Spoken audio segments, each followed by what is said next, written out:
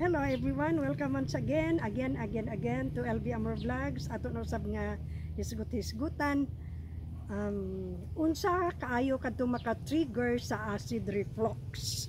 So aside from the food nga dili mo angay ang atong kuto-kuto, so doon na koy mga videos nga nagama may tungod niini, no? So you are free to watch it again. Aduna kitay mga forbidden foods, unsay bation kun kita aduna na ni anang acid reflux or kabuhi. And then now please allow me to add, no, unsa ang maka trigger usab sa acid reflux, sa kabuhi, sa GERD or sa uban pa nga mga balatian, no? So aside sa mga foods, as what I have said, anger, kanang kasuko, no? Yung magalit tayo. One of the emotions that can trigger acid reflux, that can trigger kabuhi, that can trigger the GERD. So ato pong bantayan nga dili ta masuko, no? As much as possible, we have to control ourselves nga dili gyud masuko dayon, because the tendency is ang acid murag mubuga, no? I do not know if you have experienced that, pero ako, I experienced it all the time na I am angry. Doon ako yung mga usa na siya sa maka-stress, no? So maka-trigger ka na siya sa acid reflux. So aside from anger, we should refrain from getting stressed, no? So atong bantayan kung sa ka na maka-stress nato, kay usa po na siya maka-contribute sa acid reflux. Kabuhion din ta. Then kana bitaw pong worry ta, kabantay mo kung kana bitong doon na tayo pananglitan interviews or doon na tayo mga performances, maglain din atong tiyan. Uban ana magbalik-balik sa toilet kay moto, doon na sila urge nga mubawas sa mga gibati, no? Either urge to urinate or katong usa, no? So ingon ana naay feeling gayud ni ana usa na sa mga likaya nato mga emotion nga they can trigger acid reflux. So ang atong buhaton is relax lang. If there's somebody or situation nga makapasuko nato, please take control.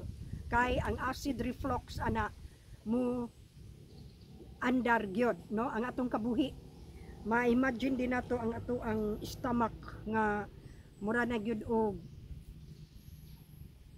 kanang dili na nato makontrol hangtod nga mubati lang kita nga nag-acid reflux na kita, nagkabuhi na kita, because di ay kita nasuko or na-stress, nag-worry, anxiety, kanang too much thinking bitaw, kanang magsige putang una-una, usa na siya sa maka-trigger sa acid reflux.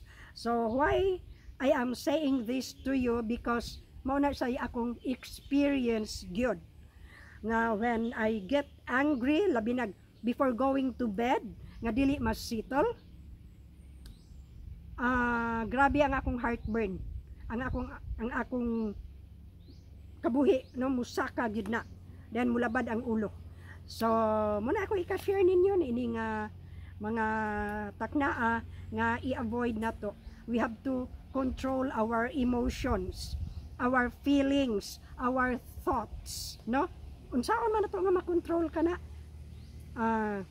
Give it all to God. Everything is surrender nato sa Ginoo early in the morning, no? Nga dili ta masuko, dili po ta mag-anxiety, dili ta mag-worry, tanan-tanan, kay aron ang atong acid reflux or kabuhi dili pod mo, dili mang regards nato. No, dili mang regards nato.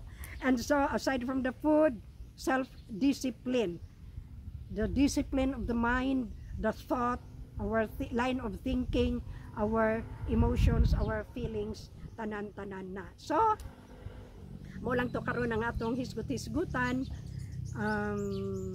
hangtod sa sunod, no, nato nga vlog. By the way, ni ako sa farm, mao na nga makita ninyo ang paligid nga all green. So ni ako ani nagpaluyo ko aning badyang ngalan ani? Badyang. So mo na siya, no, with all the green. So nindot kaayo ang mga kalubihan. Makawala sa stress, makawala sa kasuko, makawala sa acid reflux, sa kabuhi, sa GERD ug uban pa. So, have a good and godly day everyone, and please take care, and please remember, God promised us that He will never leave us nor forsake us. Bye-bye, and please click the word subscribe and the bell button. Kana o ganahan sad mo. So, until the next vlog, bye-bye everyone. Love you all.